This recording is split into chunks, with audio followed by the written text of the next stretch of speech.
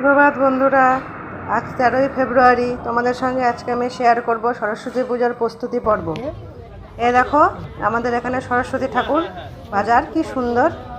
মাকে এখন সাজানো হচ্ছে, সব প্রস্তুতি চলছে, যার যার বাড়ি ঠাকুর চলে যাবে। আর এখানে মাকে শাড়ি পরানো হবে। এখানে কিছু ঠাকুর আছে, এগুলোকে এখনো শাড়ি পরানো হয়নি। আমরাও গেছিলাম ঠাকুর নিয়ে আসতে।